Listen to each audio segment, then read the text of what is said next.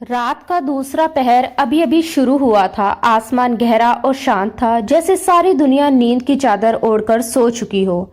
तभी main gate से एक कार धीरे धीरे अंदर आई। हेडलाइट की हल्की रोशनी ने कुछ पल के लिए आंगन को चमका दिया और फिर सब कुछ फिर से शांत हो गया। कार पार्क करके वह भारी कदमों से नीचे उतरा। उसके चेहरे पर थकान साफ दिखाई दे रही थी। पूरे एक हफ्ते बाद वह घर लौटा था, और वह भी बिना किसी को बताए। असल में उसका इरादा सुबह आने का था, ताकि सब लोग जागे हुए मिले। लेकिन जैसे ही उसे अचानक फुर्सत मिली और घर की याद ने दिल को कसकर पकड़ लिया, उसने बिना देर किए गाड़ी घुमा दी।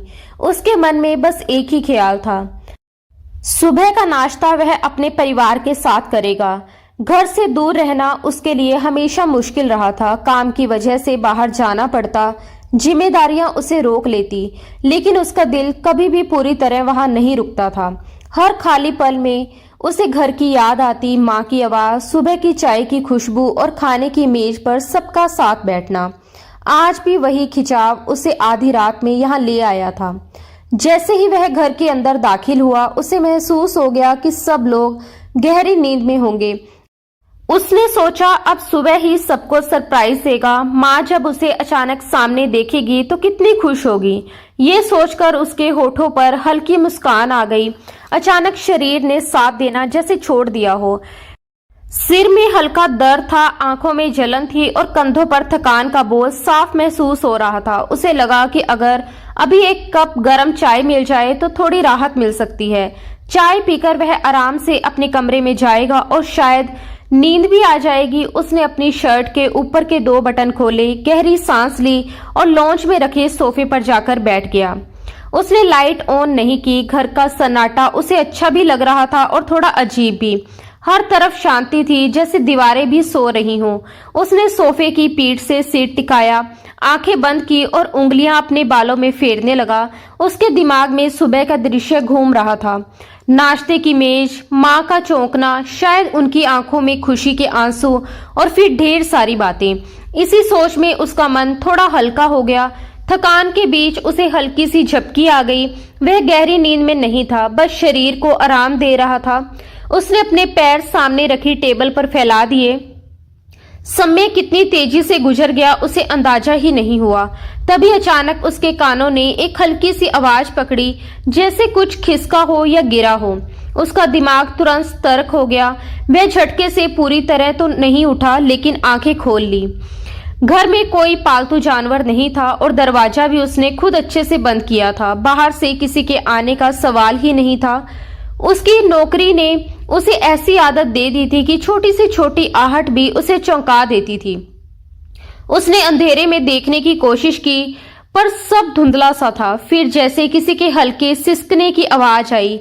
अब वह पूरी तरह जाग गया। आवाज लॉन से जुड़े किचन की तरफ से आ रही थी। वह धीरे धीरे बहुत संभलकर उधर बढ़ा। उसके कदमों की आहट बहुत हल्की थी, लेकिन शायद सामने वाले ने भी उसे महसूस कर लिया था, क्योंकि जैसे किसी ने जल्दी से छुपने की कोशिश की हो। उसका दिल थोड़ा तेज धड़कने लगा। उसने धीमी मगर साफ आवाज में पूछा, कौन है? उसकी आवाज में सख्ती नहीं थी, बल्कि एक सावधानी थी। उसे लगा अगर घर का कोई सदस्य है तो शायद उसे अचानक देखकर घबरा गया हो। उसने हाथ बढ़ाकर लाइट ऑन कर दी। रोशनी फैलते ही किचन साफ दिखाई देने लगा। सब कुछ सामान्य लग रहा था, लेकिन उसे यकीन था कि कोई यहाँ मौजूद है। उसकी नजरें टेबल की तरफ गई। उसने महसूस किया कि कोई उसके पीछे छुपा है। वह थोड़ा आगे बढ़ा और फिर बोला, कौन है टेबल के पीछे? कुछ पल की चुप्पी छा गई। फिर वह खुद टेबल के पास पहुंचा और झुककर देखा। सामने का दृश्य देखकर उसकी आंखें हैरानी से फैल गई। टेबल के पीछे एक कोने में मायरा बैठी थी। वह बिल्कुल डरी हुई हिरनी की तरह कांप रही थी। उसके हाथ में एक प्लेट थी और उसका मुंह भरा हुआ था, जैसे वह जल्दी जल्दी में खाना खा रही हो। उसे सामने देखकर वह और घबरा गई। उसने हड़बड़ाहट में प्लेट जमीन पर रख दी। हाशिम को बिल्कुल उम्मीद नहीं थी कि वह इस समय यहाँ मिलेगा। सच तो ये था कि कुछ पल के लिए वह ये भी भूल गया था कि अब मायरा इसी घर का हिस्सा है और यहीं रहती है। उसने नीचे रखी प्लेट में झांक कर देखा, उसमें ठंडे चावल थे। मायरा के हाथ कांप रहे थे, उसके सिर पर दुपट्टा नहीं था, बाल बिखरे हुए थे और चेहरा डरा हुआ था। वह समझ नहीं पा रहा था कि वह इतनी डरी क्यों है। उसने थोड़ा गंभीर बनते हुए कहा, क्या तुम खाना चोरी करने पर इतनी डरी हुई हो? वह उसके सामने बैठ गया। वह उसे हल्का सा छेड़ना चाहता था, माहौल हल्का करना चाहता था, लेकिन उसकी बात का उल्टा असर हुआ। मायरा ने अपना निचला होठ बाहर निकाला, जैसे खुद को रोने से रोकने की कोशिश कर रही हो, लेकिन अगले ही पल उसने अपने मुंह पर हाथ रखा और जोर जोर से रोने लगी। हाशिम पूरी तरह घबरा गया। उसने कभी नहीं सोचा था कि वह यूं टूटकर रो पड़ेगी। उसने तुरंत आगे बढ़कर उसके कंधों को थामा और उसे सहारा देकर खड़ा किया। पास पड़ी कुर्सी खींचकर उसे बैठने का इशारा किया, लेकिन वह अभी भी डरी हुई थी। उसकी आंखें बार बार लॉन्च की तरफ जा रही थी, जैसे कोई आ जाएगा या जैसे वह खुद भाग जाना चाहती हो। कभी वह जमीन पर रखी चावल की प्लेट को देखती, कभी अपने पेट पर हाथ रखती जो चावलों से भरा हुआ था। उसके चेहरे पर डर, शर्म और बेचैनी सब एक साथ साफ दिखाई दे रहे थे। बार बार लॉन्च की तरफ देखते हुए वह शायद यहाँ से भाग जाना चाह रही थी और कभी कभी पलटकर चावलों से भरी हुई प्लेट को भी देख रही थी। रात की खामोशी अब भी वैसी ही थी, लेकिन किचन के उस छोटे से कोने में माहौल बदल चुका था। हाशिम की नजर अचानक मायरा के हाथ पर गई। उसे साफ लगा कि वह अपनी मुट्ठी में दबाई हुई किसी चीज को अपनी पीठ के पीछे छुपाने की कोशिश कर रही है। उसका हाथ अजीब तरह से मुड़ा हुआ था, जैसे वह डर रही हो कि अगर वह चीज दिख गई तो कोई बहुत बड़ा राज खुल जाएगा। हाशिम कुछ पल उसे देखता रह गया। उसके सामने बैठी ये वही लड़की नहीं लग रही थी जिसे वह कुछ दिन पहले इस घर में छोड़कर गया था। उसके चेहरे की मासूमियत अब डर से ढक गई थी। उसकी आंखों में भरोसे की जगह घबराहट थी। वह सच में बहुत हैरान था। उसके दिमाग में सवाल ही सवाल घूम रहे थे। आखिर ये सब क्या हो रहा है? उसने तो ना उसे डांटा, ना सख्ती की, ना कोई इल्जाम लगाया, फिर वह इस तरह कांपते हुए क्यों रो रही है? उसने अपनी आवाज को और नरम करते हुए कहा, रिलैक्स, अगर तुम्हें भूख लगी है तो तुम आराम से खाना खा सकती हो। मैं सिर्फ ये देखने आया था कि किचन में कौन है। उसकी बात सुनते ही जैसे मायरा की रुलाई और तेज हो गई। वह अचानक आगे झुकी और रोते हुए उसने हाशिम के दोनों हाथ पकड़ लिए। ये शादी के बाद उनका पहला स्पर्श था। एक पल के लिए दोनों ठिठक गए। हाशिम ने उसके हाथों की नरम कांपती हुई पकड़ को महसूस किया। उसके हाथ ठंडे थे, जैसे डर ने उनमें से सारी गर्मी छीन ली हो। वह उसकी आंखों में देखने लगा। मायरा ने टूटती हुई आवाज में कहा, मुझे बहुत भूख लगी थी, प्लीज अपनी मम्मी को मत बताइएगा कि मैं खाना निकाल कर खा रही थी। हाशिम के लिए ये बात किसी सदमे से कम नहीं थी। वह उसे अविश्वास से देखता रह गया। वह कैसी बातें कर रही थी? खाना निकाल कर खाने पर माँ उसे क्या कहेगी? क्या सच में वह लड़की इतनी डरी हुई है? एक पल को उसे लगा शायद डर ने उसका दिमाग उलझा दिया है।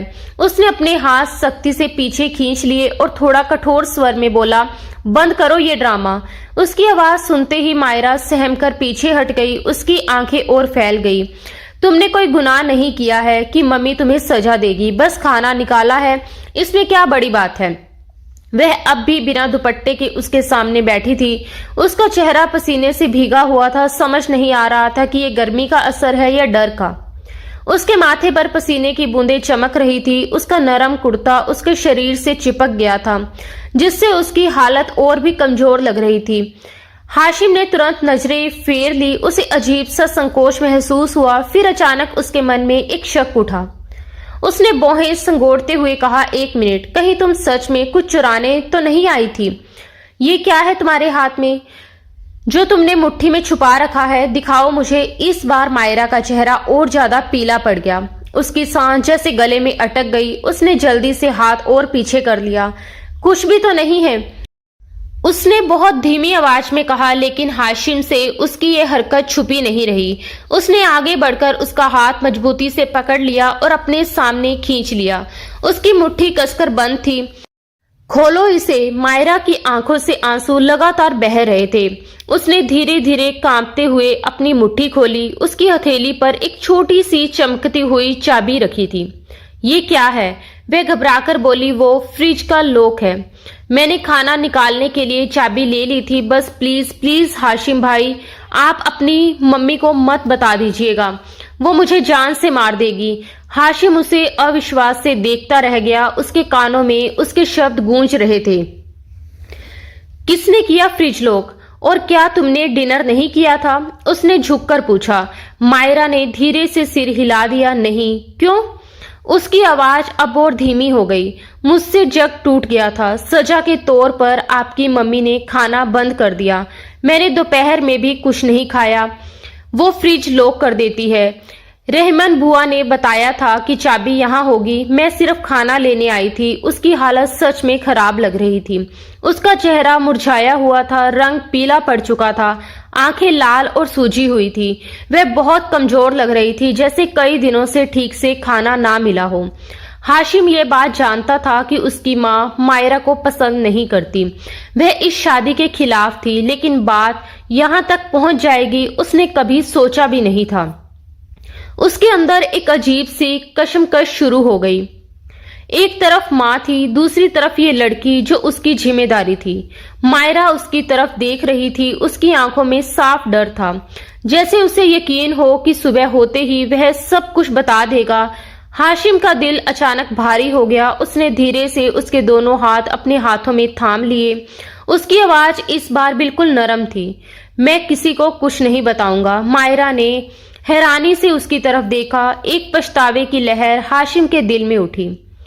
वह यहाँ से जाते वक्त उससे शादी करके तो चला गया था, लेकिन उसके बाद उसने कभी ये जानने की कोशिश नहीं की कि वह इस घर में कैसी है, किस हाल में है। उसने एक गहरी सांस ली और दोबारा कहा, मैं किसी को भी कुछ नहीं बताऊंगा, लेकिन मेरी एक शर्त है।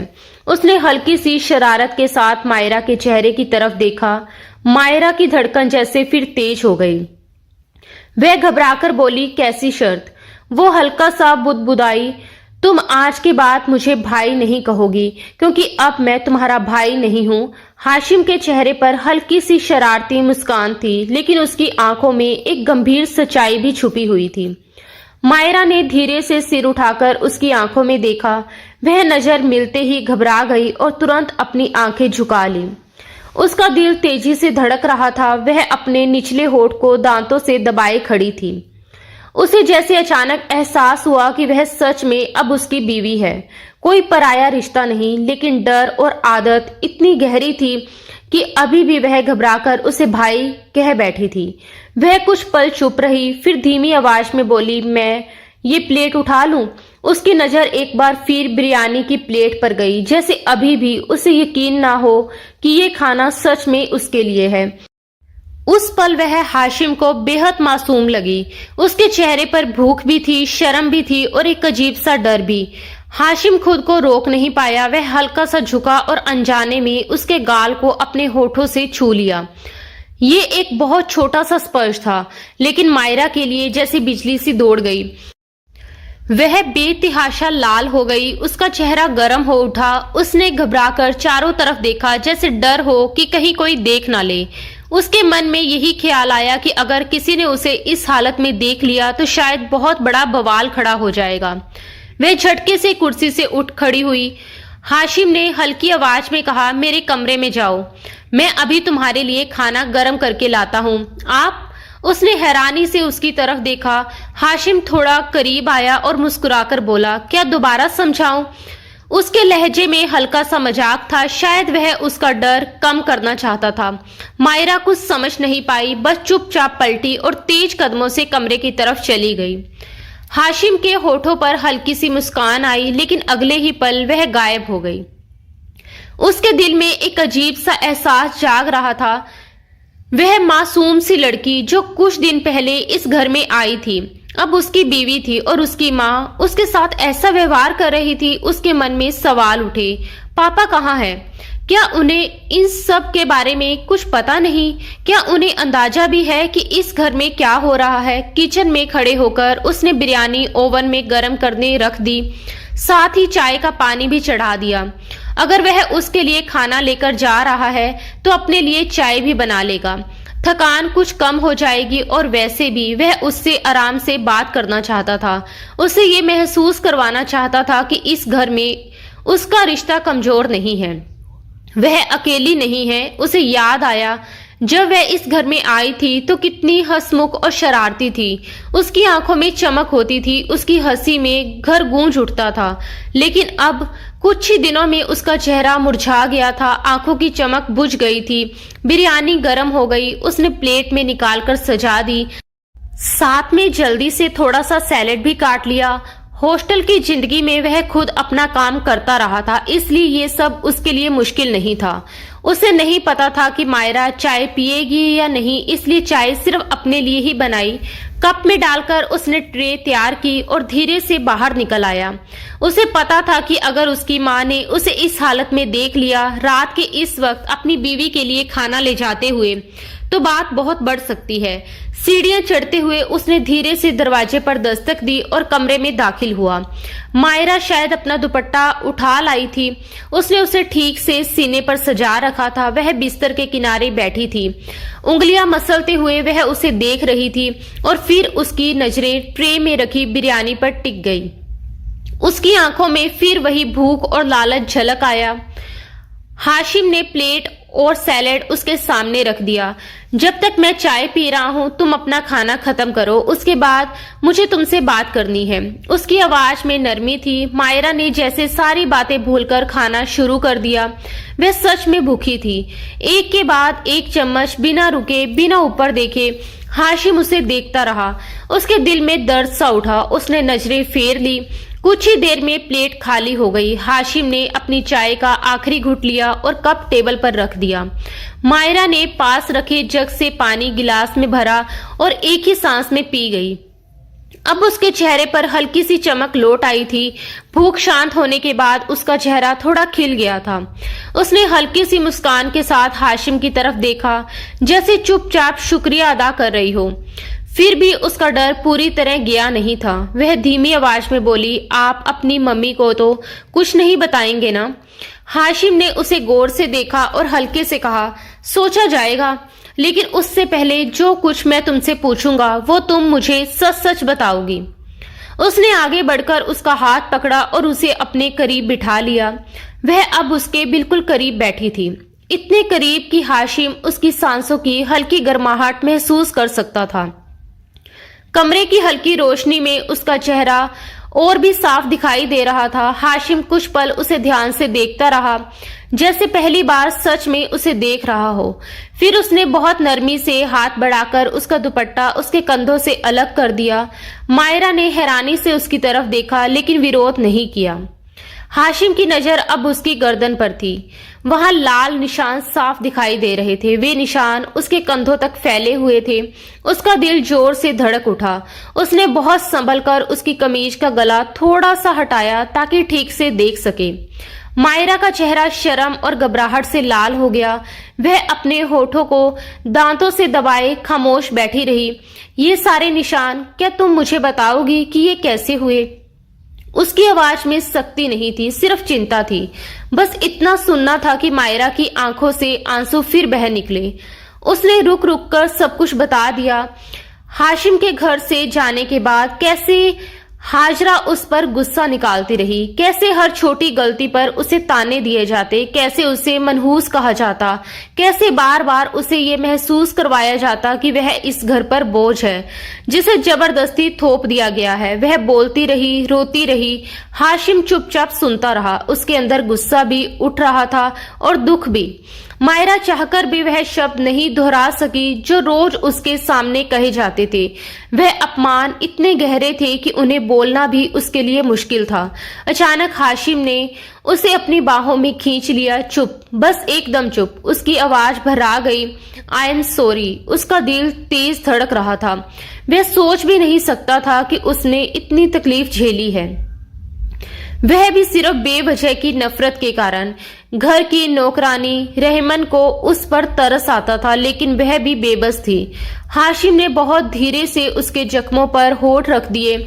जैसे दर्द को कम करना चाहता हो। मायरा सहर गई। उसके लिए ये सब नया था, ये अपनापन, ये चिंता, ये छूने का एहसास जिसमें शक्ति नहीं बल्कि सुरक्षा थी।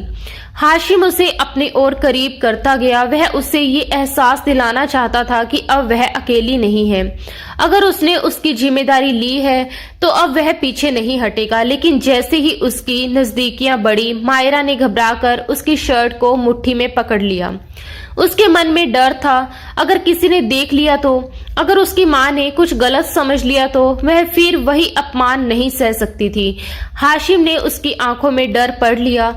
उसने बिना कुछ कहे उसे अपने साथ उठाया और अलमारी से ढीली सी शर्ट और ट्राउजर निकालकर उसके हाथ में दे दिया। जाओ, ये पहन कर आओ। वह हैरानी से उसे देखने लगी। जाओगी या मैं खुद पहना दूं? उसने हल्की सी आंख दिखाई। मायरा जल्दी से कपड़े लेकर चेंजिंग रूम में चली गई। वह शर्ट हाशिम की थी। जब वह पहनकर बाहर आई तो उसका दुबला पतला शरीर उस ढीली शर्ट में जैसे खो गया था। ट्राउजर उसे मोड़कर पकड़नी पड़ रही थी। हाशिम ने उसे वहीं खड़े रहने का इशारा किया, फिर उसे अपने साथ आईने के सामने ले आया।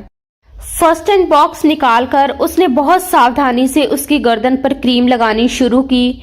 मायरा दर्द से सिसक उठी और आंखें बंद कर ली। उसके चेहरे पर दर्द साफ दिख रहा था। उसने शर्ट को हल्का सा कंधों तक खींचा और वहां भी मरहम लगाया। फिर उसकी हथेलियों को अपने हाथों में लिया। आईने में दोनों की परछाई साफ दिखाई दे रही थी। उसने उसके बालों को क्लचर से आजाद कर दिया। बाल कंधों पर बिखर गए। हेयर ब्रश से वह धीरे धीरे उन्हें सुलझाने लगा। इस घर में तुम्हारे साथ जो भी हुआ उसके लिए मैं माफी मांगता हूँ, उसने धीरे से कहा। लेकिन याद रखना, ये घर जितना बाकी सबका है उतना ही तुम्हारा भी है। ये तुम्हारे शोहर का घर है। आज के बाद तुम यहाँ डर कर नहीं रहोगी। ये कहते हुए उसने झुककर उसे अपनी बाहों में उठा लिया और बेड पर अपने करीब लिटा दिया। मायरा अभी भी झिझक रही थी, लेकिन उसके स्पर्श में भरोसा था। धीरे धीरे उसकी सांसें शांत होने लगी। उसने आंखें बंद कर ली। शायद इस घर में आने के बाद पहली बार उसे सुकून मिला था। यह सच था कि हाशिम ने उससे शादी प्यार में नहीं की थी, लेकिन यह भी सच था कि उसके दिल में उसके लिए नफरत नहीं थी। वह उसकी इज्जत करता था, उसे अपना हक समझता था और वह जानता था कि उसे किस तरह संभालना है। वह उसके बालों में उंगलियां फेरता रहा जब तक कि वह गहरी नींद में नहीं चली गई। उसके सो जाने के बाद भी वह देर तक उसका चेहरा देखता रहा। उसकी बड़ी बड़ी आंखें, छोटे गुलाबी होठ और होठों के किनारे पर चमकता छोटा सा तिल। वह सच में बहुत खूबसूरत थी, बिल्कुल उसकी बुआ की तरह। उसे अपनी बुआ याद आ गई। वह भी इतनी ही मासूम और खूबसूरत थी जब तक कि उन्हें गलत लोगों के हवाले नहीं कर दिया गया। उस दिन उसने कसम खाई थी कि वह इस लड़की को कभी गलत हाथों में नहीं जाने देगा। उसने झुककर मायरा को फिर से अपनी बाहों में उठाया और उसे उसके कमरे में ले आया। वह नहीं चाहता था कि सुबह वह उसके कमरे से निकलती दिखे और घर में तूफान खड़ा हो जाए। उसकी बीवी की इज्जत उसके लिए सबसे ज्यादा जरूरी थी। अब आगे क्या करना है ये वह तय कर चुका था, लेकिन जिंदगी हमेशा सीधी राह नहीं देती। वह नहीं जानता था कि आने वाले दिनों में कौन से मोड़ उनके रिश्ते की बुनियाद को हिलाने वाले हैं। फिलहाल वह रात उसके लिए बेहद हसीन और सुकून भरी थी। सुबह काफी देर तक मायरा गहरी नींद में सोती रही। रात की थकान, रोना, डर और फिर अचानक मिला सुकून, इन सब ने उसे ऐसी नींद दी थी जैसे उसे इस घर में आने के बाद कभी नहीं मिली थी। तभी दरवाजे पर हल्की हल्की दस्तक हुई। बीबी जी, रहीमन की आवाज आई। मायरा घबराकर उठ बैठी। कुछ पल उसे समझ ही नहीं आया कि वह कहाँ है। फिर जैसे ही उसकी नजर अपने कपड़ों पर गई, हाशिम की ढीली शर्ट और ट्राउजर, उसके होठों पर हल्की सी शर्मीली मुस्कान आ गई। यानी वह उसे यहाँ छोड़कर गया था और वह इतनी गहरी नींद में थी उसे पता ही नहीं चला कब वह आया और कब गया। वह जल्दी से उठी, फ्रेश हुई, अपने कपड़े बदले और नीचे आ गई। सुबह का वक्त घर में हमेशा काम से भरा होता था। रहीमन बुआ पहले से ही किचन में थी। मायरा रोज की तरह उसके साथ मिलकर नाश्ता तैयार करवाने लगी। रहीमन इस घर की बहुत ही पुरानी नौकरानी थी। उसने हाशिम को बचपन से बड़ा होते देखा था।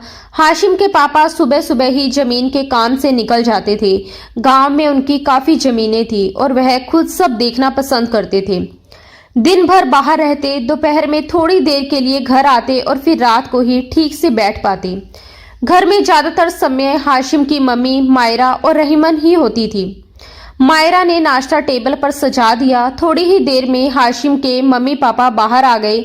उसी समय सीढ़ियों से उतरता हुआ हाशिम भी नीचे आया।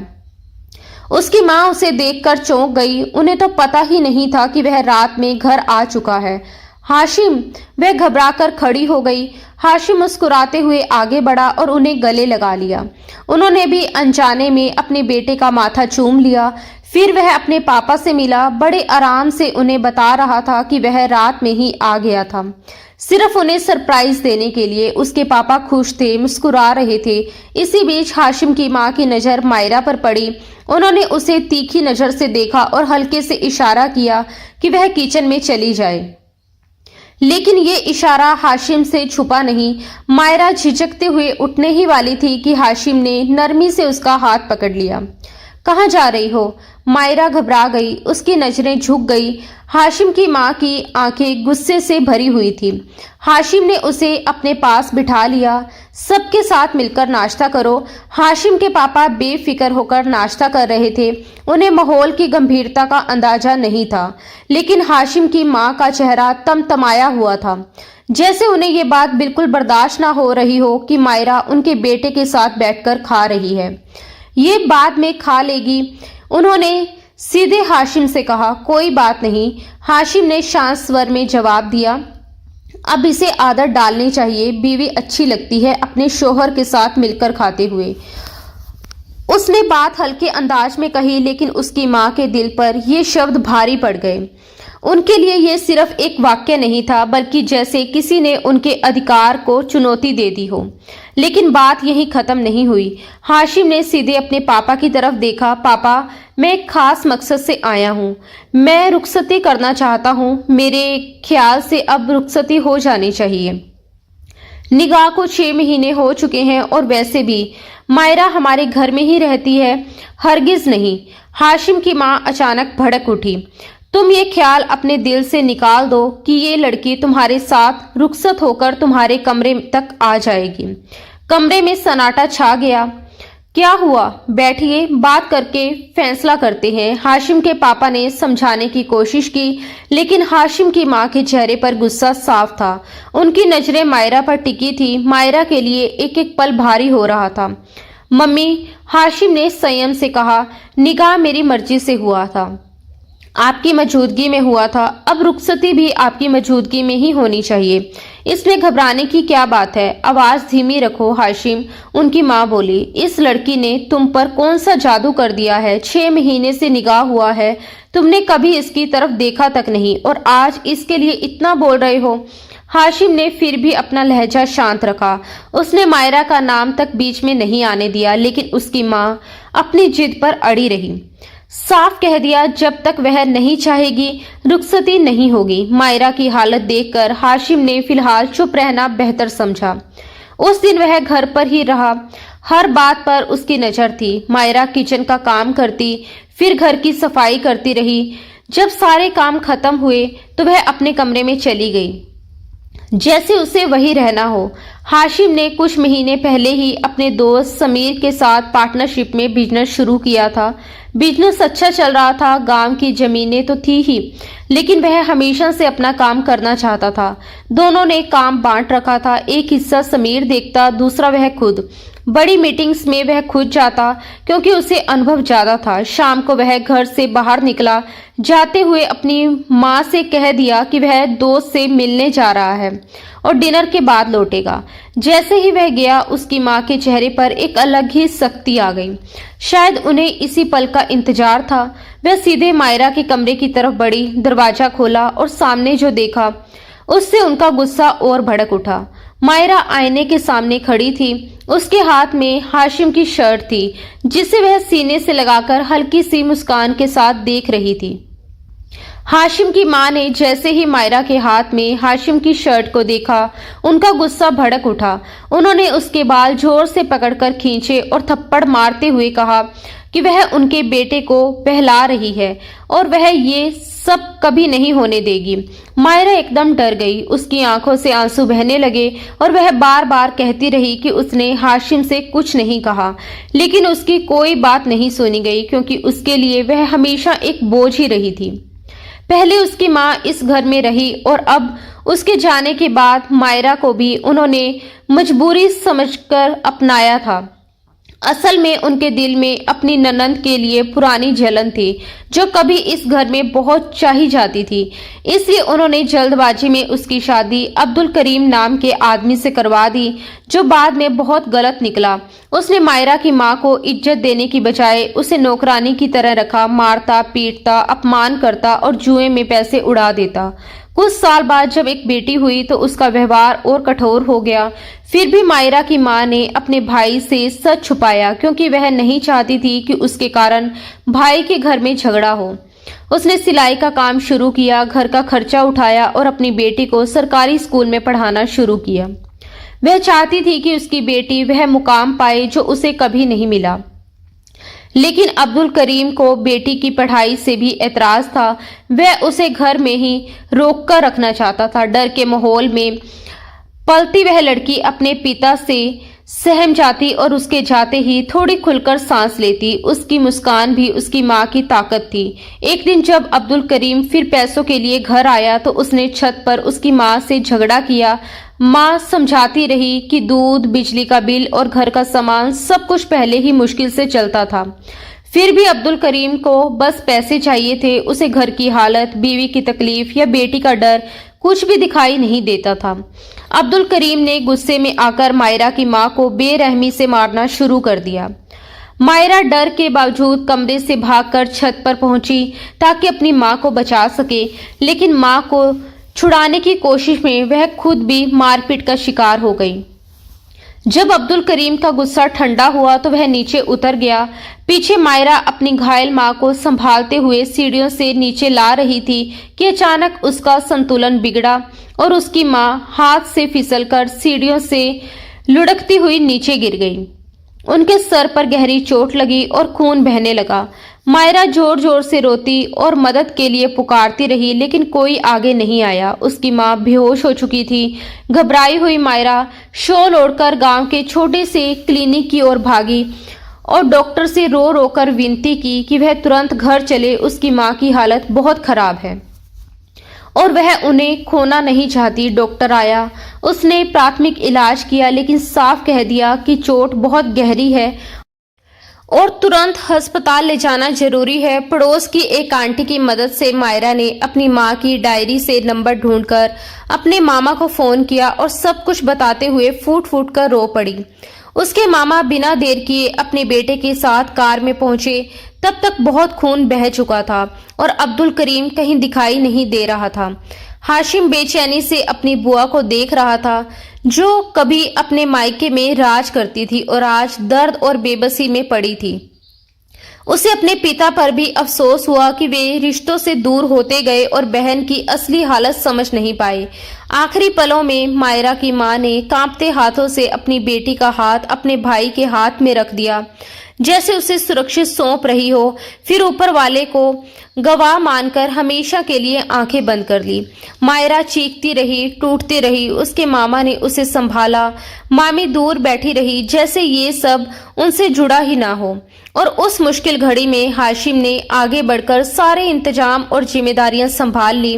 उसने बिना एक पल गवाए पुलिस स्टेशन जाकर रिपोर्ट दर्ज करवाई और अरबाज को सलाखों के पीछे भिजवा दिया, क्योंकि वह ये सच्चाई कभी भूल ही नहीं सकता था कि ये वही इंसान था जिसकी वजह से उसकी इकलौती बुआ की जिंदगी तबाह हुई थी, जिसके जुल्म और गलत बर्ताव ने एक हंसती खेलती औरत को ऐसी हालत में पहुंचा दिया था कि उसकी याद भर से दिल कांप उठता था।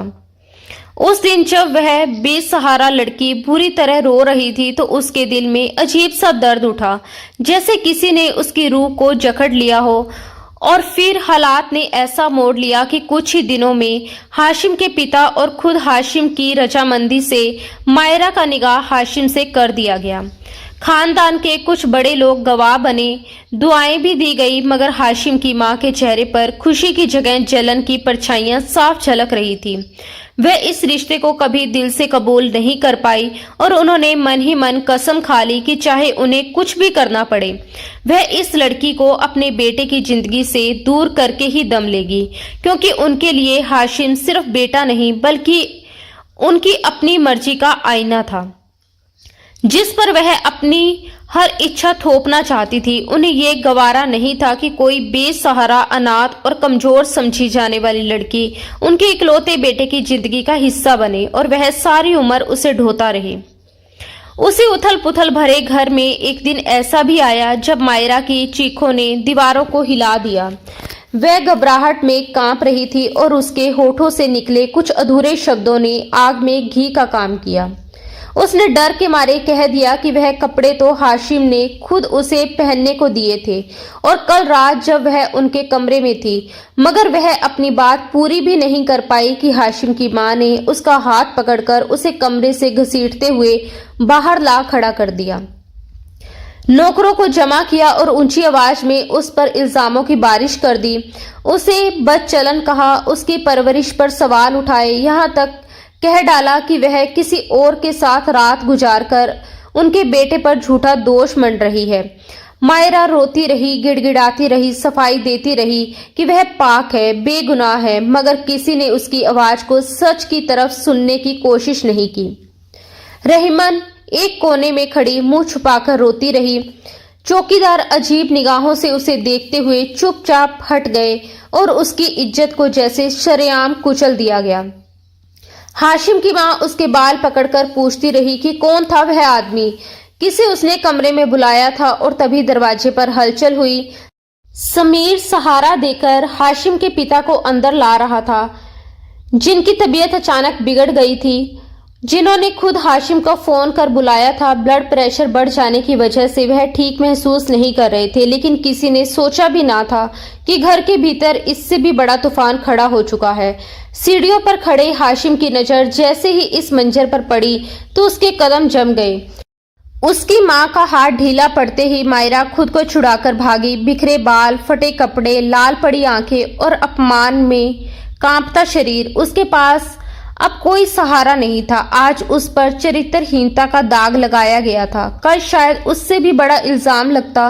वह भीतर से पूरी तरह टूट चुकी थी और उसी टूटन में उसे सामने खड़ा एकमात्र सुरक्षित ठिकाना दिखाई दिया। वह बिना किसी की परवाह किए सीधे हाशिम के सीने से जा लगी और हाशिम ने उसे किसी अनमोल निधि की तरह खुद में समेट लिया था। लगातार उसके माथे पर किस करते हुए वह उसे और ज्यादा खुद में समेटते हुए सुरक्षा का एहसास दिला रहा था। वह समझता था कि सब कुछ उसकी गैर मौजूदगी में होता है, लेकिन शायद उसे अंदाजा नहीं था कि उसकी पीठ फेरने की ही देर है। सब कुछ तो उसकी आंखों के सामने हो रहा था। वह लापरवाह बना उस मासूम की लड़की पर होने वाले जुल्म पर खामोश बैठा था। उनके पापा भी हैरानी और गहरी उलझन में खड़े सब कुछ देख रहे थे, मगर तबीयत इतनी खराब थी कि आखिरकार वह लॉन्च में पड़े सोफे का सहारा लेकर बैठ गए, जैसे अचानक उन पर उम्र का बोझ उतर आया हो। उन्हें जरा भी अंदाजा नहीं था कि उनकी पत्नी इस हद तक जा सकती है, एक मासूम लड़की को यूं सबके सामने जलील कर देगी। और तभी हाशिम की मां गुस्से से कांपती हुई अपने बेटे की ओर बढ़ी। उनकी आंखों में इल्जाम की आग थी। तुम नहीं जानते इस लड़की को, ये तुम्हारे खिलाफ झूठ बोल रही है, ये तुम्हें बदनाम कर रही है। मगर मायरा उस वक्त रोती हुई हाशिम के सीने से चिपकी खड़ी रही, जैसे वही उसकी आखिरी पनाह हो। हाशिम की मां का गुस्सा इस बात से और भड़क उठा कि वह सबके सामने उनके बेटे से लिपटी खड़ी थी। उन्हें यह बर्दाश्त नहीं था कि जिस पर वह हुक्म चलाती आई थी, वही बेटा आज किसी और के लिए ढाल बनकर खड़ा हो जाए। तभी हाशिम की आवाज गूंज उठी, ये मेरी बीवी है और इस पर मेरा पूरा हक है। खबरदार, अगर आज के बाद घर के किसी भी सदस्य ने इसकी तरफ बुरी नजर से भी देखा, मैं हर रिश्ते का लिहाज भूल जाऊंगा। माँ, अगर आप मेरे लिए इज्जत के काबिल हैं तो इसकी इज्जत करना भी मेरा फर्ज है। और मैं किसी को ये इजाजत नहीं दूंगा कि कोई इसकी तरफ हाथ बढ़ाए। रही बात रुखसती की, तो मैं इसे अभी और इसी वक्त अपने कमरे में लेकर जा रहा हूँ। मैं देखता हूँ कि कौन मुझे रोकता है। आज के बाद इस घर में ये आपकी भांजी नहीं, मेरी बीवी बनकर रहेगी। उसने मुड़कर सबको एक सख्त नजर से देखा। उसके पिता ने शर्म से सिर झुका लिया और वह आगे बोला, अगर इसके साथ किसी ने जरा भी बुरा सोचने की कोशिश की तो मैं ये घर छोड़ दूंगा हमेशा के लिए। ये मेरा आखिरी फैसला है। उसकी आवाज इतनी ठोस और प्रचंड थी कि दीवारें तक सहम गई। उसकी मां ने घबराकर सीने पर हाथ रख लिया, क्योंकि आज उनका बेटा उनके सामने नहीं, अपनी पत्नी के साथ खड़ा था। वह उसे सबकी नजरों के सामने अपने कमरे में ले गया। मायरा अब भी कांप रही थी। उसके आंसू थमने का नाम नहीं ले रहे थे। वह सिसकते हुए कहती रही, मुझे तलाक दे दो हाशिम, मुझे यहाँ से कहीं दूर भेज दो, किसी अनाथ आश्रम में छोड़ दो, मगर मैं यहाँ नहीं रह सकती। वह उसके कदमों से लिपट गई, मगर हाशिम ने उसे दर्द से भरे दिल के साथ अपनी बाहों में उठा लिया, जैसे वह उसे टूटने से बचा लेना चाहता हो। उसने उसकी परेशानी को थामा, उसके आंसुओं को होठों से चूमकर मिटाने की कोशिश की और उसे यकीन दिलाया कि वह उसके लिए कितनी अहम है। जो कुछ हुआ उसे एक बुरा सपना समझकर भूल जाना चाहिए और आज से वह उसके साथ एक नई शुरुआत करेगी। उसने उसे अपने कमरे में लाकर अपने बिस्तर पर बिठाया, उसे अपने पत्नी की हैसियत से अपनाया, उसे ये एहसास दिलाया कि दुनिया चाहे उसे जैसे भी नाम दे, उसके दिल में वह रानी की तरह राज करती है। उधर उसकी माँ अपमान और गुस्से में अपने कमरे में बंद हो चुकी थी। उसके पिता दवाइयों के असर से बिस्तर पर लेटे हुए थे। घर का सुकून जैसे किसी ने छीन लिया था। हर दीवार पर तनाव की दरारें उभर आई थी, मगर कोई नहीं जानता था कि इस लड़की की जिंदगी में अभी और कितने इम्तिहान बाकी हैं। कितने मोड़ ऐसे आएंगे जहां वह फिर टूटने के कगार पर खड़ी होगी। फिर भी एक सच अब अटल था, उसे संभालने के लिए उसका शोहर उसके साथ खड़ा था। चाहे नफरत की कितनी ही आंधियां चलें, चाहे साजिशों के कितने ही जाल बुने जाएं, अब उसके साथ हाशिम था और उसके साथ होने का एहसास ही उसके हर डर पर भारी था। उस रात हाशिम ने उसे पूरे अधिकार और पूरे सम्मान के साथ अपनी पत्नी के रूप में स्वीकार कर लिया, जैसे किसी अधूरे रिश्ते पर हमेशा के लिए अपनी मोहर लगा दी हो। रुखसती भले हालात की आंधी में हुई थी, रस्में अधूरी थी, मगर उसके दिल में कोई कमी न थी। वह उसकी बीवी थी, इस सच को कोई झुठला नहीं सकता था। आने वाले दिनों में उसकी जिंदगी का रंग ही बदल गया। हाशिम की मोहब्बत उस पर इस तरह बरसने लगी जैसे सूखी धरती पर सावन उतर आया हो। वह हर सुबह उसकी मुस्कान से दिन शुरू करती, हर रात उसकी बाहों में सिमट कर खत्म करती। घर की फिजा भी बदल गई थी, क्योंकि हाशिम ने साफ कह दिया था कि इस घर में अब उसकी हुकूमत चलेगी। जिम्मेदारियां निभाना क्या होता है, पत्नी को इज्जत देना किसे कहते हैं, उसने सबको अपने बर्ताव से समझा दिया।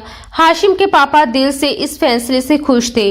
वे कभी नहीं चाहते थे कि उनकी भांजी के साथ जरा से भी नाइंसाफी हो, मगर यह भी कड़वा सच था कि उनकी बरसों की खामोशी ने कई रिश्तों को कमजोर कर दिया था। हाशिम हर शाम उसे अपने साथ बाहर ले जाता, उसकी कलाइयों में फूलों के गजरे सजाता, उसके हाथों पर अपने होठ रखकर उसे खास होने का एहसास दिलाता। उसकी आंखों में झांकते हुए उनमें सपनों की रोशनी भर देता और वह जो कभी सहमी हुई रहती थी अब निखरती चली जा रही थी, जैसे मोहब्बत ने उसे नया जन्म दे दिया हो। उसकी सांस बाहर से खामोश थी, मगर उस खामोशी में अजीब सा सन्नाटा था, जैसे कोई तूफान उठने से पहले ठहर गया हो। हाशिम ने उसे नए कपड़े दिलवाए, उसकी पसंद का सामान खरीदा, उसे अपने रंग में इस तरह ढाल दिया कि अब उसे समझ आ चुका था कि चाहा जाना क्या होता है, सजना संवरना क्या होता है, किसी की दुनिया बन जाना किसे कहते हैं। उसकी रातें अब खौफ में नहीं, खुशियों में गुजरती थी। दिन की शुरुआत हाशिम की बाहों के घेरे से होती, और अगर इसे किस्मत का मेहरबान होना कहते हैं तो किस्मत सचमुच उस पर टूटकर मेहरबान हुई थी। मगर दूसरी तरफ हाजरा बेगम चुप बैठने वालों में से नहीं थी। उन्होंने खुद जाकर अब्दुल करीम की जमानत करवाई और शर्त रखी कि वह अपनी बेटी को यहाँ से हमेशा के लिए ले जाएगा, ऐसी जगह जहाँ हाशिम को उसकी खबर तक ना लगे। फिर वह बेटे के सामने झूठे सबूत रखकर उसे बदचलन साबित कर देगी कि वह किसी और के साथ भाग गई।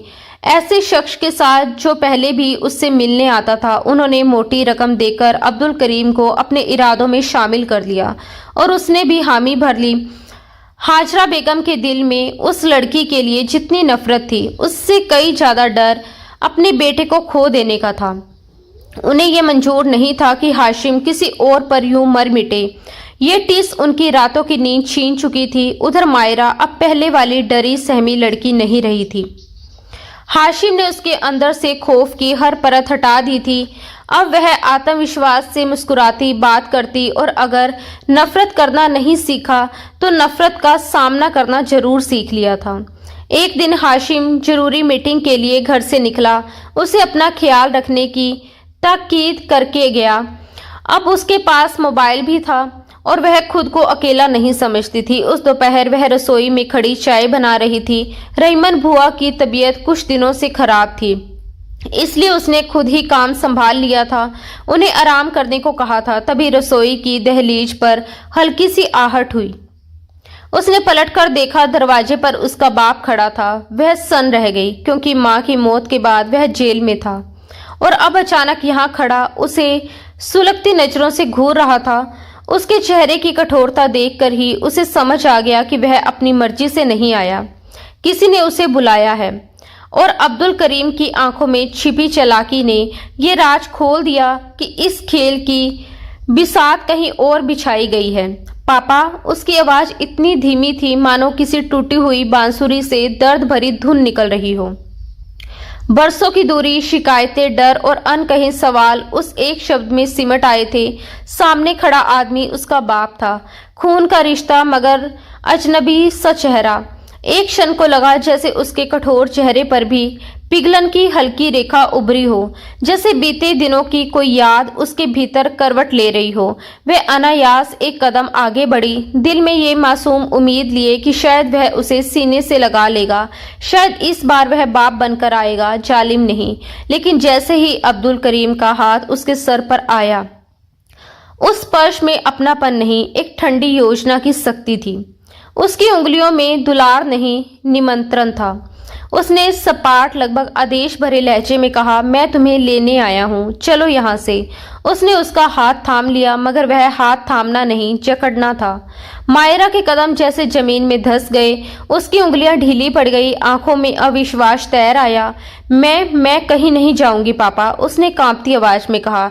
ये मेरे शोहर का घर है, मेरी शादी हो चुकी है, अब यही मेरा घर है। उसकी आवाज में डर था, लेकिन उससे कई ज्यादा दृढ़ता। वह डरी सहमी लड़की नहीं थी जो हर आहट पर कांप जाती थी। तभी अब्दुल करीम के पीछे से एक और साया उभरा, हाशिम की माँ।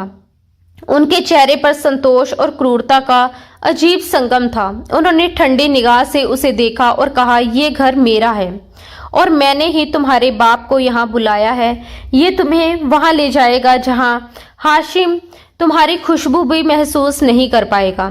वह सन्न रह गई, जैसे किसी ने उसके कानों में गरम शीशा उड़ेल दिया हो। अनजाने में उसके हाथ में पकड़ा मोबाइल वीडियो कॉल पर चला गया था और उसे खुद भी नहीं पता चला कि उंगलियां कब स्क्रीन को छू गई। शायद ये उसकी बेहोश सी कोशिश थी किसी को गवाह बना लेने की। हाशिम की मां अचानक आगे बढ़ी और उन्होंने उसका चेहरा बेरहमी से पकड़ लिया। उनकी उंगलियां उसके गालों में धंस गई। तुम यहाँ नहीं रहोगी, कभी भी नहीं। अगर तुमने जाने से इनकार किया तो आज मैं तुम्हें जान से मार दूंगी। तुम्हारा बाप भी इसमें शामिल होगा। मैं उम्र भर जेल काट लूंगी, लेकिन तुम्हें इस घर में बर्दाश्त नहीं करूंगी।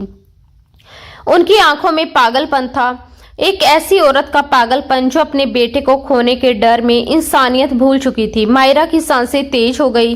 वह सहमी हुई आंखों से उन्हें देखती रही, फिर जैसे अपनी पूरी ताकत बटोर कर बोली, मैं यहाँ से नहीं जाऊंगी। बस इतना कहना था कि अब्दुल करीम ने उसे जोर से खींचा। उसका हाथ मरोड़ते हुए वह उसे रसोई से बाहर घसीटने लगा। मोबाइल उसके हाथ से छूटकर फर्श पर गिर पड़ा। स्क्रीन पर कॉल अब भी चल रही थी। खुदा के लिए मुझे छोड़ दें, मैं नहीं जाऊंगी। वह रोती चिल्लाती दया की भीख मांगती रही। उसके पैरों की एड़ियां फर्श पर रगड़ी खा रही थी। उसकी चुन्नी पीछे खिंचती चली जा रही थी। हाशिम की मां की आवाज उसके कानों में हथौड़े की तरह पड़ रही थी। अब्दुल करीम, इसे वहां ले जाओ जहां से ये कभी वापस ना आ सके, जहां इसकी मां को भेजा था, बिल्कुल वहीं। ये शब्द किसी सजा के ऐलान की तरह गूंजे। अब्दुल करीम उसे मेन दरवाजे की ओर घसीटता चला गया। वह आदमी जिसने अपनी बीवी को कभी इंसान नहीं समझा, जिसने घर को अड्डा और रिश्तों को खिलौना बना दिया, आज अपनी ही बेटी को सौदे की चीज की तरह खींच रहा था। उसकी आंखों में लालच था, वही लालच जिसने उसकी जिंदगी बर्बाद की, वही लालच जो अब उसकी बेटी की खुशियों को निगलने पर उतारू था। मायरा दरवाजे तक पहुंच चुकी थी। उसकी चीखें घर की दीवारों से टकराकर लौट रही थी। उसकी उंगलियां दरवाजे की चौखट को पकड़ने की कोशिश कर रही थी, जैसे वह उस घर से नहीं, अपनी पूरी दुनिया से चिपकी हो। उसके दिल में एक ही नाम गूंज रहा था, हाशिम। उस पल वह दो निर्दयी चेहरों के बीच फंसी थी। एक वह औरत जो अपने अहंकार में अंधी हो चुकी थी, और एक वह आदमी जो पैसों के लिए अपनी ही औलाद का सौदा करने को तैयार था। और दरवाजे की दहलीज पर खड़ी वह लड़की समझ चुकी थी कि आज की ये घड़ी सिर्फ उसे घर से निकालने की कोशिश नहीं, बल्कि उसकी पूरी पहचान मिटा देने की साजिश है। और अगर आज कोई चमत्कार नहीं हुआ तो शायद ये सचमुच ऐसी जगह ले जाई जाएगी जहां से लौटना नामुमकिन होगा। अचानक हाजरा बेगम तेज कदमों से बढ़ी और झटके से दरवाजा खोल दिया, मगर सामने खड़े अपने शोहर को देखते ही जैसे उसकी सांस गले में अटक गई। ये वह वक्त था जब वह कभी घर नहीं लौटते थे, और आज तो उन्होंने पूरी तैयारी के साथ ये साजिश रची थी, इसलिए उनके आने का सवाल ही पैदा नहीं होता था। उनके चेहरे का रंग उड़ गया, आंखों में फैली लालिमा और चेहरा तमतमाया हुआ। आज पहली बार उनके खून में ऐसा उबाल था जिसे देखकर दीवारें भी सहम जाएं। बिना एक पल गवाए वह आगे बढ़े और एक जोरदार थप्पड़ हाजरा बेगम के चेहरे पर दे मारा। आवाज इतनी तेज थी कि जैसे पूरे घर की हवा जम गई हो। वह स्तंभ रह गई, अविश्वास से अपने शोहर को देखती रह गई। वही आदमी जिसने जिंदगी भर कभी ऊंची आवाज में उनसे बात नहीं की, जिसने हमेशा खामोशी को अपना हथियार बनाया, आज वही उनके मुंह पर हाथ उठा चुका था। उन्होंने हकलाते हुए सफाई देने की कोशिश की। अब्दुल करीम खुद ही उसे लेने आया है, मगर उनकी बात पूरी भी ना हुई कि वह गरज उठे, खामोश घटिया औरत। और अगले ही पल वह अब्दुल करीम को गरेबान पकड़ चुके थे। अब्दुल करीम पहले से उनके गुस्से से वाकिफ था। शायद उसे याद रहा हो कि किस तरह उसकी वजह से उनकी बहन की जिंदगी तबाह हुई थी, और आज वह उसी घर में एक और गुनाह की कहानी लिखने आया था। गुस्से से कांपते हाथों से उन्होंने एक के बाद एक कई थप्पड़ उसके चेहरे पर जड़ दिए, मगर उम्र अब उनका साथ नहीं दे रही थी। बाजुओं में पहले जैसी ताकत नहीं बची थी कि वह उससे पूरी तरह भीड़ पाते। फिर भी उन्होंने उसे जोर का धक्का दिया और अब्दुल करीम लड़खड़ाता हुआ पीछे हटा, मौका देखकर बाहर भागा जहां उसकी मोटरसाइकिल खड़ी थी, और पल भर में वह वहां से फरार हो गया। हाजरा बेगम कुछ कहती उससे पहले ही पीछे से लड़खड़ाती हुई मायरा की चीख गूंजी और वह बेहोश हो गई। हाशिम के पिता सब कुछ छोड़कर उसकी तरफ दौड़ पड़े। वह गिरने ही वाली थी कि उन्होंने समय रहते उसे थाम लिया। उसी वक्त ये भी साफ हुआ कि उसका मोबाइल यूं ही गिरा नहीं था, उसकी वीडियो कॉल हाशिम के नंबर पर लगी हुई थी, और शायद यही उसकी किस्मत का मोड़ था। हाशिम ने अपने पापा को पहले ही बता दिया था कि समीर उन्हें घर छोड़ देगा, और वह ठीक समय पर लौट आई थी।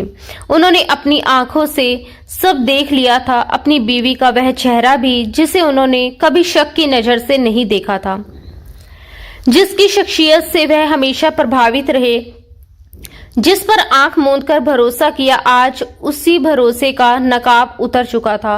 उन्हें अचानक एहसास हुआ कि उनकी बरसों की खामोशी ने कैसे रिश्तों का कत्ल किया, कैसे एक पिता होते हुए भी वह घर की दीवारों के पीछे पलती साजिशों से अनजान बने रहे। आज उन्हें समझ आया कि जब घर का मर्द जिम्मेदारी से पीछे हटता है, जब वह अन्याय के सामने खामोश रहता है, तो हालात बेकाबू हो जाते हैं और औरतें भी हद पार कर जाती हैं और उस दहलीज पर खड़े होकर उन्होंने पहली बार तय किया कि अब खामोशी नहीं, इंसाफ बोलेगा। मायरा को तुरंत अस्पताल पहुंचाया गया। रास्ते भर अफरा तफरी, घबराहट और दुआओं का सिलसिला साथ चलता रहा। हाशिम को जैसे ही खबर मिली वह बिना एक पल गवाए निकल पड़ा और लगभग 3 घंटे के लंबे बेचैन कर देने वाले सफर के बाद वापस पहुंचा। हर मोड़ पर उसका दिल धड़कनों से आगे भाग रहा था। यह खुदा का करम था कि मायरा सुरक्षित थी। अब्दुल करीम उसे कोई शारीरिक नुकसान नहीं पहुंचा पाया था। अब्दुल करीम का घबराहट में वहां से भागना ही उसके लिए आखिरी साबित हुआ, क्योंकि तेज रफ्तार में मोटरसाइकिल दौड़ाते हुए वह एक भयानक हादसे का शिकार हो गया। एक कार ने उसके निचले हिस्से को बुरी तरह कुचल दिया और बिना रुके आगे निकल गई। राहगीरों ने उसे लावारिस समझकर अस्पताल पहुंचा दिया और जब होश आया तो वह अपाहिज हो चुका था। जिंदगी भर की अयाशियों और स्वार्थ के अलावा उसने कमाया ही क्या था कि कोई रिश्ता मुश्किल घड़ी में उसका हाथ थामता। उधर मायरा जब होश में आई तो खुद को अस्पताल के कमरे में पाया। पास खड़ा हाशिम उसे भीगी मुस्कान से देख रहा था। उसने नम आंखों से उसे देखा और धीमे से कहा, एक बार फिर बच गई हूं मैं। और हाशिम झुककर उसके माथे को चूमते हुए फुसफुसाया, जब तक मैं जिंदा हूं तुम्हें कुछ नहीं हो सकता।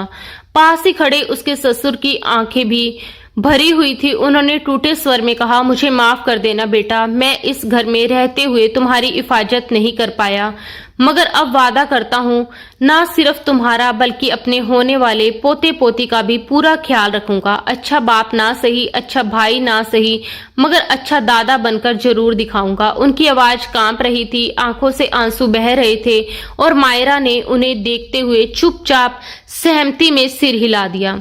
डॉक्टरों ने पुष्टि कर दी थी कि वह मां बनने वाली है और ये खबर सुनते ही हाशिम की आंखों में चमक उतर आई, जैसे उसकी दुनिया को नया आसमान मिल गया हो। अस्पताल से छुट्टी मिलते ही वह उसे सीधे अपने खरीदे हुए फ्लैट में ले आया। उसके पिता ने इजाजत दे दी थी और अब वह उसे उस पुराने घर की साजिशों से दूर रखना चाहता था, मगर उससे पहले वह उसे शॉपिंग मॉल ले गया, उसकी पसंद की साड़ी दिलवाई, फिर ब्यूटी पार्लर लेकर गया और मुस्कुराते हुए कहा, समझो आज तुम सच में रुखसत होकर मेरे घर आ रही हो। उसकी हल्की फुसफुसाहट ने मायरा के होठों पर बरसों बाद खिली दुल्हन सी मुस्कान ला दी। पार्लर में उसे इतने सलीके से संवारा गया कि बाहर इंतजार करता हाशिम कुछ पल के लिए उसे पहचान ही ना सका। खुले बाल, हल्का सा नूर भरा मेकअप, साड़ी में लिपटा उसका पूरा रूप, वह सचमुच किसी हूर की तरह लग रही थी। हाशिम ने अनायास हाथ बढ़ाकर उसे गाड़ी तक पहुंचाया। उसकी आंखों में गर्व और प्रेम दोनों थी। फ्लैट का दरवाजा खुलते ही फर्श पर बिखरी गुलाब की पंखुड़ियों ने उसका स्वागत किया। कमरे में हल्की सुनहरी रोशनी और महकते फूलों की सजावट थी। हर कोना जैसे एक नई शुरुआत की गवाही दे रहा था। वह चमकती आंखों से उसे देख रही थी। वह मुस्कुराकर बोला, आज तुम मेरी दुल्हन बनकर मेरे घर आई हो, इतना हक तो बनता है तुम्हारे शोहर का। फिर वह उसके सामने घुटनों के बल बैठ गया। मखमली डिबिया खोलकर चमकती हीरे की अंगूठी निकाली और शरारती नरमी से कहा, मिस हाशिम खान, क्या मेरी खूबसूरत जिंदगी को और भी खूबसूरत बनाने के लिए मेरी मोहब्बत कबूल करोगी? वह कुछ पल उसे निहारती रही। आंखें हल्की सी सुंगड़ी, होठों पर मुस्कान तैर गई और उसने अपना हाथ आगे बढ़ा दिया। उस क्षण मोहब्बत सचमुच उस पर मेहरबान थी। डर पीछे छूट चुका था, दुख धुंधला पड़ चुका था, खतरे दूर हो गए थे और उसके दिल में बस एक ही एहसास था, अब वह अकेली नहीं है, अब उसकी दुनिया सुरक्षित है। और वह इस प्रेम को ठुकराने का ख्याल भी कैसे कर सकती थी। उसका दिल खुशी से बेकाबू होकर धड़क रहा था। हाशिम ने उसे अपनी मजबूत बाहों के घेरे में भर लिया, जैसे किसी अनमोल अमानत को सीने से लगाया जाता है। वह झुककर उसके होठों पर अपनी मोहब्बत उड़ेलता रहा, हर स्पर्श के साथ उसे यह यकीन दिलाता हुआ कि अब उसकी जिंदगी में आने वाली हर आंधी पहले उससे टकराएगी, हर मुसीबत पहले उसके शोहर से भिड़ेगी और वह एक अटल दीवार की तरह उसके सामने खड़ा रहेगा। उसके शब्दों में सिर्फ दिलासा नहीं, वचन की दृढ़ता थी और मायरा को उसके हर लफ्ज पर पूरा भरोसा था, क्योंकि उसने उसे हर तूफान से बचते देखा था। उधर हाशिम के पापा ने अपने कमरे को अपनी बीवी से अलग कर लिया। एक खामोश लेकिन कठोर फैसला, क्योंकि वह उस औरत को माफ नहीं कर सकते थे जिसने रिश्तों को अपनी खुदगर्जी की आग में झोंक दिया था। बेटे को खोने का डर जिस औरत को अंधा कर दे और जो उसी बेटे की खुशियों को रोने पर उतर आए, उसके लिए उनके दिल में अब जगह नहीं बची थी। पहले बेटा दूर हुआ, अब शोहर भी दूर चला गया। ये खालीपन हाजरा बेगम के लिए असहनीय था। गहरे पछतावे और शर्मिंदगी ने उन्हें भीतर से तोड़ दिया और वह एक कमरे में खुद को बंद करके रह गई, जैसे अपनी ही बनाई कैद में उम्र काटने को मजबूर हो। कुछ लोगों को अदालत नहीं, उनका जमीर सजा देता है, ऐसी सजा जिसमें ना पूरी तरह सुकून मिलता है और ना पूरी तरह चैन छिनता है। बस हर धड़कन अपराध बोध की चुभन बनकर सीने में उठती गिरती रहती है। वह हर दिन माफी की उम्मीद में बिताने लगी, मगर माफी कोई हल्का शब्द नहीं होता जिसे चाहो तो तुरंत पालो। कुछ जख्म इतने गहरे होते हैं कि उन्हें भरने में उम्र लग जाती है। कुछ लोग नफरत को अपने सीने में इतनी जगह दे देते हैं कि मोहब्बत उनके खून से धीरे धीरे खत्म होने लगती है। और जब मोहब्बत रगों से निकल जाती है तो इंसान जिंदा तो रहता है, मगर उसके भीतर का इंसान मर चुका होता है। फिर वह चाहे जितना भी ढूंढे, उसे अपने आसपास भी प्रेम का कोई निशान नजर नहीं आता, क्योंकि नफरत पहले दूसरों को नहीं, खुद को उजाड़ती है। दोस्तों, दिल से उम्मीद करते हैं कि हमारी ये कहानी आपके दिल को छू गई होगी और आपको पसंद आई होगी। अगर आपको ये कहानी अच्छी लगी हो तो इसके किरदारों की भावनाएं और उनकी मोहब्बत ने आपको महसूस कराया हो तो वीडियो को लाइक करके अपना प्यार जरूर दिखाएं। अगर आप हमारे चैनल पर नए हैं तो ऐसे ही दिलचस्प और भावनात्मक किस्से सुनने के लिए चैनल को सब्सक्राइब करना बिल्कुल ना भूलें। और हाँ, अगली अपडेट और नई कहानियां सबसे पहले पाने के लिए नोटिफिकेशन बेल जरूर दबाएं, ताकि कोई भी एपिसोड आपसे मिस ना हो। आपका साथ और आपका प्यार ही हमारी सबसे बड़ी ताकत है। धन्यवाद दोस्तों। राधे राधे।